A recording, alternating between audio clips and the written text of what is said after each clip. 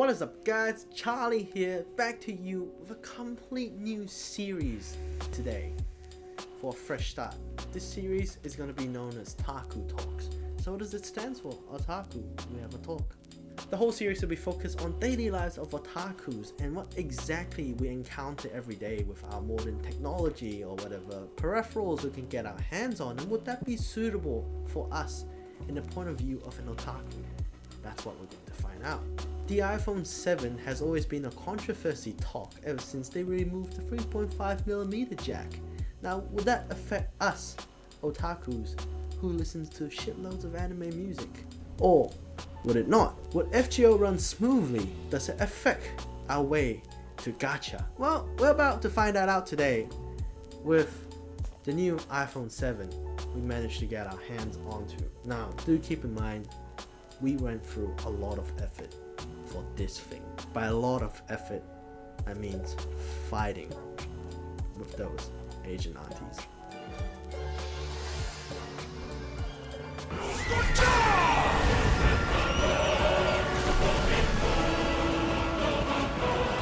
Yeah, Asian aunties.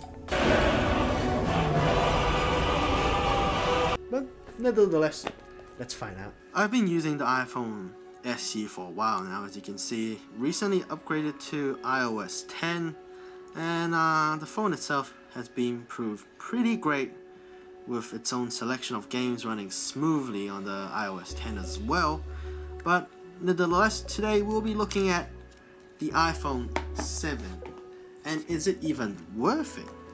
Yeah. But as we open the box, we have some shitty documents designed by Apple California here, which I don't even know what's inside.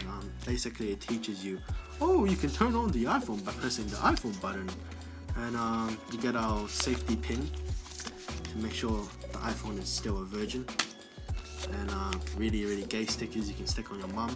Here we are, we have the iPhone 7. What I have here is the matte black finish.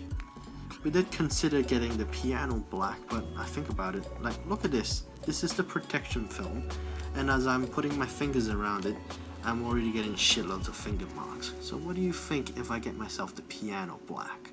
The phone itself feels exactly like an iPhone 6, so I don't really see much of a difference here. Well, we get a bigger hole for a camera, and the new matte black. Oh, yes. The home button is no longer a home button. It's actually a force feedback touch. So, moving on, we have the home plug charger adapter. As you can see here, I'm just waiting for the camera to focus.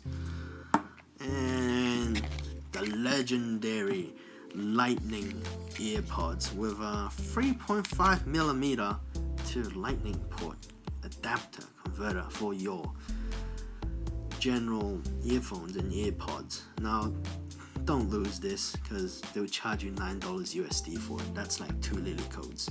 Well, not that we sell lily codes anymore. That's a reroll account gone.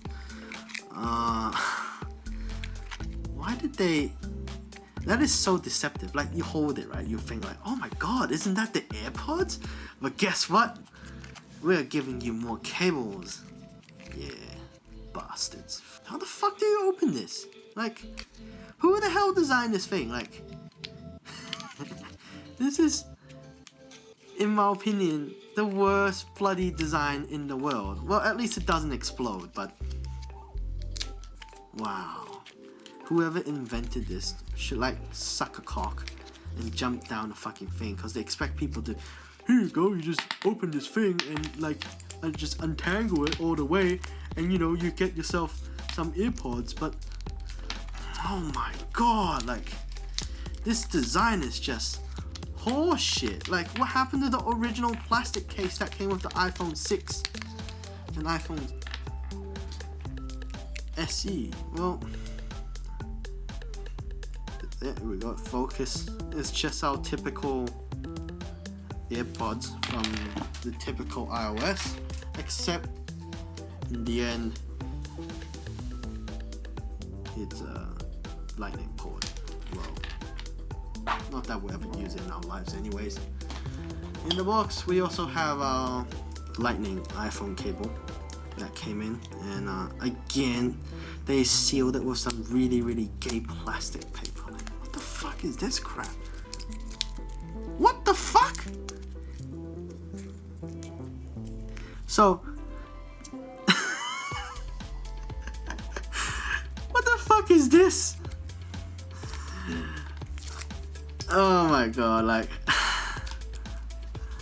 there you go. I'm not even going to say anything about it. Like, why with all these like really fancy, it's not even fancy packaging, it's like smart ass packaging. Like, look at me, it's so hipster. Like, what the fuck is the point of this thing? Well, look, you plug your USB cable here and then you charge your phone, but I'm sure every fucking retard in this world knows it. If you don't, well, too bad. The only important thing in the phone is this and this. It's time for us to try out with our new phone, and I'm gonna transfer my SIM card from my new phone, from my old phone to my new phone, which is my iPhone. Oh, thank you. Which is my iPhone to my new iPhone. Pin.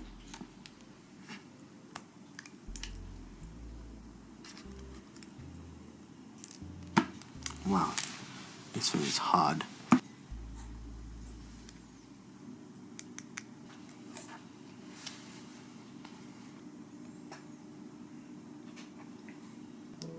I'm gonna stop this. And we're back with the iPhone with everything pretty much installed, packaged up, and suited up. And here we go. First of all, of course, like any other game, we'd like to find out, is it really that smooth running phone games at all? Especially the most controversial game at the moment, Fake Grand Order. The game that lags and lags and lags no matter how good your phone is, because I don't know why, it just chews up memories. But it's always been having a good positive side on the iOS side. So again, we'll have a look at the iPhone 7 to see if there's any improvements at all. And as we can see, it's flawless. The way I see it, pretty much smooth as a rock. All MP animations are great. Even just general battle scenes turns out to be fine as well. I don't really see much of a problem with it at all. It's just great, playable completely. And I don't think anyone would get annoyed at that kind of gameplay speed.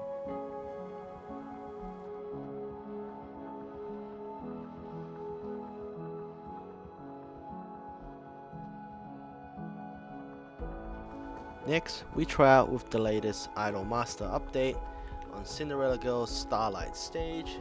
Do keep in mind I'm not a player myself, so I'm not really familiar with the controls, but of course we run everything on max settings and with 3D running in the background, and as far as it goes, I don't really see much of a delay at all. So yeah, really impressive with the iPhone so far, huh?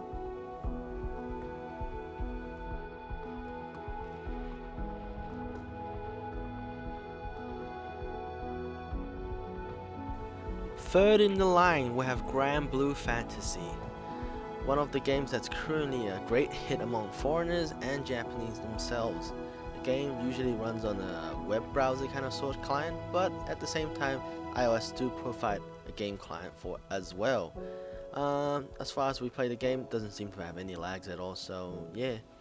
Of course, we have to try out a few emulations as well to make sure that, you know, it's running on a good speed as well. And as an otaku, we always play different games.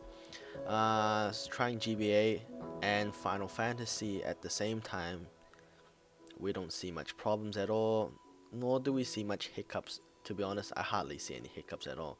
And I thought I was playing on a PlayStation Portable myself, so yeah, not bad, I would have to say. And finally, we have one of the latest games out there. This is called Shadow First, one of the new card games that was introduced by Cygames, also quite popular among otakus these days due to the absolute fabulous art and cool gameplay, just like Hearthstone. I'm just kidding. Smooth, no problems at all. As for listening to music, unfortunately we'll have to use a phone adapter that came with the phone itself that plugs your earphones into the lightning adapter and plug into your phone again. But to be honest, I don't think any of us would care about it, because most of the otakus out there have their own music players to begin with, so you would just plug it down to your music players anyways. Other than that, in terms of user experience on daily life, Facebook runs smooth as a rock, as well as Discord opening with no problems at all. In terms of audio settings whatsoever, the iPhone synchronizes pretty well, unlike the previous generation, so there's no conflict issues or anything like that. It runs just fine. And old iPhone app seems to be running compatible on the new iPhone as well, as far as I tested out with a bunch of alarms I had from the old iPhone.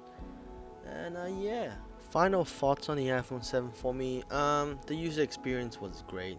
It had absolutely no problems with its smooth transitions, and gameplay wise it's just amazing. So yeah, I can understand why Japanese prefer the iOS system more than the Android system now.